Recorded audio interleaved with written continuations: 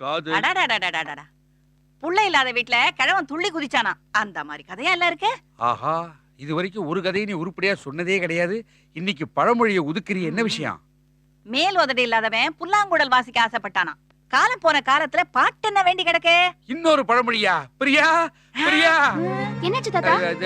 ஒண்ணுமே புரியல உலகத்திலேம்பாங்களே, உன் பாட்டி பழமொழியா உதுக்குறா. ஒண்ணுமே புரியல உலகத்திலே. ஓட்ட பானைக்குள்ள நண்டு புந்தா மாதிரி சட சட சடன்னு பாடிட்டு இருந்தா எப்படி? நீ பழமொழி சொல்லணும், நான் பாடக்கூடாதா? பாடக்கூடாது. பாடுவேன். பாடக்கூடாது. பாடுவேன். பாடக்கூடாது. This is too much. வாங்க கோயிலுக்கு போலாம். இது என்னடி இது? ஒரு நாளா இல்லாத திருநாளா இருக்குது. நம்மளையும் சேர்த்துல கோயிலுக்கு கூப்பிடுறா. எல்லாம் என் கல்யாண விஷயமா தான். என்னது? ஆமா கல்யாண தாத்தா, விஷயமாவா? எனக்கு கல்யாணம் ஆகி பாம்பே டெல்லின்னு போயிட்டா இங்க உங்களை யார் கவனிச்சுக்குவா? அடாடாடா, பாத்தியா? இவ தாண்டி என் பேத்தி. ஒவ்வொரு பொண்ணு கல்யாணம் ஆன உடனே தனி கொடுத்தனும் போடணும்னு ஆசைப்படும். ஆனா இவ என்ன சொல்றா? தனி கொடுத்தனும் போயிட்டா நாம கஷ்டப்படுவேன்னு இவ கவலைப்படுறா. பாத்தியா? விதை ஒண்ணு போட்டா சொர ஒண்ணா முளைக்கும். அவ நம்ம பேத்திங்க நம்மள மாதிரி தான் இருப்பா. ஐயா, இத்தனை வருஷமா இந்த பழமொழி எல்லாம் எங்க வச்சிருந்த நீ? சும்மா இருந்த சங்க ஊதி கெடுத்த ஆண்டின்ற கதையா? அவன் இத சொன்னான், இவன் அத சொன்னான்னு சிவனேன்னு கடந்தேன். ஏதாவது ஒரு கதையை சொல்லு, ஏதாவது ஒரு கதையை சொல்லுன்னு என்ன கஷ்டப்படுத்துனீங்க. எங்க அம்மா டென்ஷன் ஆயிட்டா. உங்க அம்மா எங்க வந்தா? கனவுல வந்தா. கனவுல வந்து எல்லா பழமொழியும் சொல்லி கொடுத்து உன் புருஷன் கிட்ட சொல்லுன்னு சொன்னா. செத்து போய் உங்க அம்மா வந்து எனக்கு டென்ஷன் கொடுக்கறாளா? இனிமே அவளுக்கு திதி கட்டு. இப்போ நீங்க வரீங்களா இல்ல நான் போயிட்டு வரட்டுமா? குழந்தை கூப்பிடுறா இல்ல, கணத்துல போட்ட கல்லு மாதிரி உட்கார்ந்திருந்தா எப்படி? சீக்கிரமா புறப்படுங்க. பாம்பும் பல்லியும் பல்லாங்குழி அடிச்சேன்னு நண்டு நாரையும் நர்த்தனா அடிச்சான். இது எங்க அம்மா சொல்லவே இல்லையே. எங்க அப்பா சொன்னாரு. அவர் எங்க வந்தாரு? உங்க அம்மா வந்துட்டு போன 1/2 hour கழிச்சு எங்க அப்பா கனவுல வந்து சொன்னார், போடி சீக்கிரம் கோயிலுக்கு வாடி. சுரேஷ், உங்க 2 பேரும் வராங்க. நீங்க இருங்க, அவங்கள நான் பாத்துக்கிறேன். எங்கடா வந்தீங்க? எங்க வந்தீங்க? கேக்குறல, போங்கடா போங்கடா போங்கடா சொல்றல. ஏய் அன்னைக்கு விட்டுங்க குரே. ஏய் யாரது பாக்கலையா? என்னடா வாடா. ஏய் சும்மா ஓவரா. ஹலோ ஓவரா கண்ணு மரியாதை போய் சார். என்ன சொல்லிட்டேன்? போ போறியா இல்லையா? திரும்ப திரும்ப என்ன விளையாடுறியா? நீ யாரியா? ஏன் பேசுற? ஏய் ஏய் மனுஷடா போடா. வந்தானே அவனே. டேய் டேய் மச்சான், டேய் சேர் இருக்கிற மாதிரி கை கூட. டேய் அவனை இருடா உங்களுக்கு. டேய் வெச்சுக்கறடா. ஏய் மச்சான் டேய் டைம் ஆச்சு, கிளம்புடா. எங்கடா? வா சொல்றேன். எங்க கூப்புற? நீ இப்ப வர போறியா இல்லையா? டேய் என்ன அது கூட? என்னடா எழுதிருக்க? அன்புள்ள ஆனந்த், நான் இங்கு வந்ததின் நோக்கம் உங்களுக்கு தெரிய வாய்ப்பில்லை. அந்த வாய்ப்பை நீங்கள் தரவில்லை. இதற்கு மேல் உங்களை சந்தித்து நேரில் எதுவும் பேச முடியாத சூழ்நிலையில் இந்த கடிதத்தை எழுதுகிறேன். தயவு செய்து இதை முழுமையாக படித்து ஒரு சரியான முடிவை எடுக்குமாறு அன்புடன் கேட்டுக்கொள்கிறேன். டேய் என்னடா இது லீவ் லெட்டர் மாதிரியே? பிரியா, அந்த பெண்ணை திருமணம் செய்பவன் எவனாக இருந்தாலும் அவன் கொடுத்து வைத்தவன் என்று தைரியமாக சொல்லுவேன். டேய் உனக்கு கொடுத்து வைக்கலையடா. இது உனக்காக எழுதல, ஆனந்துக்காக எழுதுனது. அவன் படிச்சா போதும், நீ கிளம்பு. இது அவன் படிப்பாங்கற கிழிச்சு குப்பை தொட்டில தான் போடுவான். இது எதுல வேணா போடட்டும், நீ பேசாம வா. எல்லாம் என் தலைவர். பாஸ்போர்ட்டை வேற புடிங்கி வச்சுக்கிறேன்.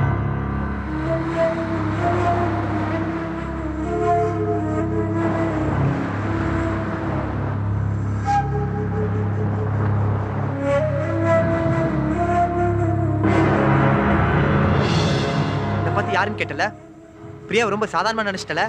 இத படி, அப்பதான் புரியும்.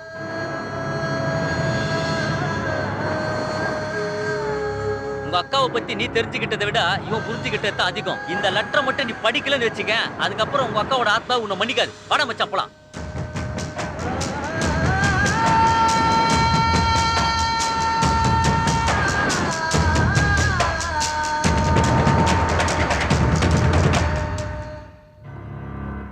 இருக்காங்கடா. வாங்கப்பா, உங்களை பத்தி தான் சொல்லிட்டு இருந்தேன். நாங்க நேரா வீட்டுக்கு தான் போனோம். அப்பதான் பிரியா வீட்டுக்கு போயிருந்தா சொன்னாரு. அதான் உடனே கிளம்பி வந்துட்டோம். பிரியா உங்களை பத்தி தான் ஆர்வமா கேட்டுட்டு இருக்கா. என்ன ஏதுன்னு நீங்களே சொல்லுங்க. நாங்க பாக்குறதுக்கு தான் ஒரு 2-3 நாள் ஆச்சு. பார்த்ததுமே நாங்க வந்த பர்பஸை கேட்டு கட்டி பிடிச்சி கண்ணாபனா ட்ரீட் பண்ணி திணற அடிச்சிட்டாரு. இல்லடா? ஆமா ஆமா.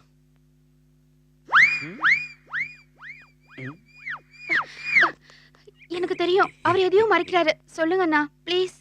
என்னம்மா சொல்ற?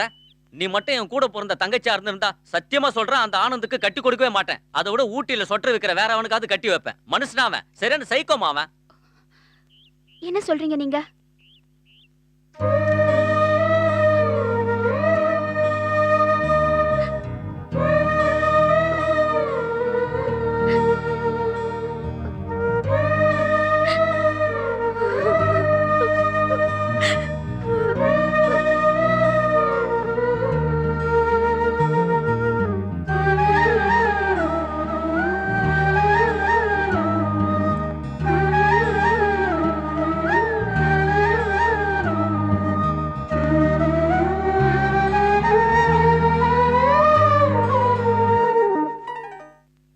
இதெல்லாம் எனக்கு ரொம்ப சாதாரணமான விஷயம்டா. கோடி ரூபாவெல்லாம் கோணி மூட்டில கட்டி வைப்பேன்டா. இப்ப கூட கோத்தகிரியில 5 ஏக்கர் நிலத்துல ஒரு எஸ்டேட்டை வாங்கி போட்டிருக்கேன். அடுத்த மாசம் கிரக பிரவேசம். ஆமாமா. இப்ப கூட கோடமலைங்கிற இடத்துல ஒரு அனாதாசிரமம் கட்டிக்கிட்டு இருக்கேன். கட்டி முடிச்ச உடனே அதுல முதல்ல போய் சேர்ந்துடுறான். யார் அவன்? நான் தாண்டா பரதேசி. 6 மாசமா வாடகை கொடுக்க வக்கில்ல. அனாத ஆசிரமம் கட்டியா நீ எல்லாம்? எஸ்டேட்டுக்கு என்ன கிரக பிரவேசம் சொல்லு. ரோட்ல வச்சு மானத்தை வாங்காதீங்கடா. இல்லாத மானத்தை எப்படா வாங்குறது? எடுபட்ட பயல. முதல்ல வாடகை கொடுத்துட்டு மறு வேலையை பாடுறா. அண்ணா என்கிட்ட சுத்தமா காசு இல்லண்ணா. சுத்தமா காசு இல்லையா? கையில காசு இல்லாட்டி என்னடா? கழுத்துல செயின் இருக்குல்ல, கலட்டுறாத. இது அண்ணா இது ஏன் செயின் இல்லண்ணா? அதோ ரோட்ல வாட்ச்மேன் போறாரா அவர் செயின். இத நாங்க நம்பணும். ஒரு கல்யாணத்துக்கு போறதுக்காக அவர்கிட்ட இருந்து இரவல் வாங்கிட்டு போனேண்ணா. அதெல்லாம் எனக்கு தெரியாது. உன் கழுத்துல கிடக்கிற வரைக்கும் அது உன் செயின் தான். எர்றா செயினா எர்றா. என்னையா அடிக்கிறதுக்கு கை வாங்குற? அவன் யாரு தெரியுமா? யாரு? என் சொந்த தம்பியா. என்னையா பிரச்சனை? 6 மாசம் வாடகை தரலையா? அதான் பிரச்சனை. 6 மாசம் வாடகை எவ்வளோயா? 1800 ரூபாயா? 1800 ரூபாய் பிச்சை காசு. இந்த பார், கைய கைய வாங்கினா அவ்வளவுதான், மரியாதை கட்டு போகும். பேசாம காசை வாங்கிட்டு போயிரு. காசை கொடுக்க சொல்லு, வாங்கிட்டு போறேன். டேய் குர்ரா, என்கிட்ட ஏது காசு? டேய் உன்னை காசா கொடுக்க சொன்னேன். உன் கழுத்துல நான் போட்ட செயின் இருக்குல்ல, அது கொடு. என்னது நீ போட்ட செயினா? யார் சொன்னது? நீ தானடா சொன்ன. என்ன இது என்ன சொல்லு. உங்க அம்மா திட்டுவாங்க. அம்மா திட்டினாங்கன்னா என் தம்பிக்கு ஒரு மான பிரச்சனை, அதனால என் செயினை நான் கேட்டு கொடுத்தேன் அப்படின்னு சொல்லி நான் பழைய ஏத்துக்கிறேன்டா. மானத்தோட எனக்கு வேற என்ன முக்கியம்? கேட்டு குடுறா அதான்ட்ட. குடுறா, இது கூட, இது கூட நான் வச்சுக்கிறேன், நீ கேட்டு கொடு. குடு. கொண்டா. இந்த பார், 2 சவரன் குறைச்சு வச்சாலும் 5000 ரூபாய் இருக்கும். உன்னோட 1800 ரூபாய் எடுத்துக்கிட்டு மீதி 3200 ரூபாயை என்ன பார்க்கும் போது எங்கிட்டயே கொடுக்கணும். சரி. வேற யாருக்கிட்டயாவது கொடுத்த தொலைச்சு போடுவோம். தொலைச்சுப்போ. சரி வரங்க. எப்படி பாசமழை? ஏன்டா இப்படி பண்ண? அன்னைக்கு முக்காடு போட்டுக்கிட்டு வந்து என் மேல உரசி என் காதுல என்கிட்ட இருந்து பிரிச்சு விட்டல, அதுக்கு இது ஃபைன். பிறர்க்கின்னா முற்பகல் செய்யின் தமக்கின்னா பிற்பகல் தானே வரும்னு வள்ளுவர் 2000 வருஷத்துக்கு முன்னாடி சொல்லி இருக்கிறாரு. வள்ளுவருக்கு தேங்க்ஸ் சொல்லு. டேய் அது டம்மி செல்லுடா.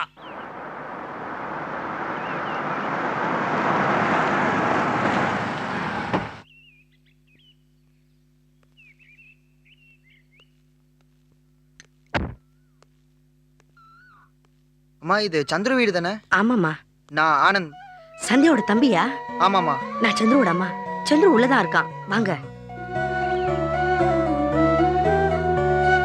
சந்துரு, சந்துரு எழுந்திருப்பா. எழுதுறேன். மாமா ப்ளீஸ் மா, அதெல்லாம் தூங்கலமா, டிஸ்டர்ப் இத பண்ணாதமா. பார், உன்னை தேடி ஆனந்த் வந்திருக்கான்ப்பா. ஆனந்தா? சிலோன்ல இருந்து வந்திருக்கான். சிலோன்ல இருந்தா? எங்க? ஹால்ல உட்கார்ந்திருக்கான். ஃபேஸ் வாஷ் பண்ணிட்டு வந்துருவான். நீ என்ன சாப்பிடுற? Tea, coffee? எதுவா இருந்தாலும் பரவாயில்லமா.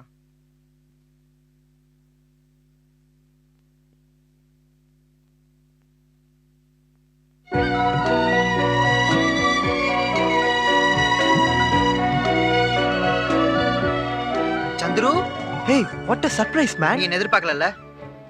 முதல்ல என்ன மன்னிச்சுன்னு சொல்லு. என்ன ஆனந்த்? சொல்லு சந்துரு. ஹே ஓகே, மனுஷன் ஓகேயா? நீ கொடுத்த லெட்டரை நான் லைன் பை லைனா படிச்சேன்.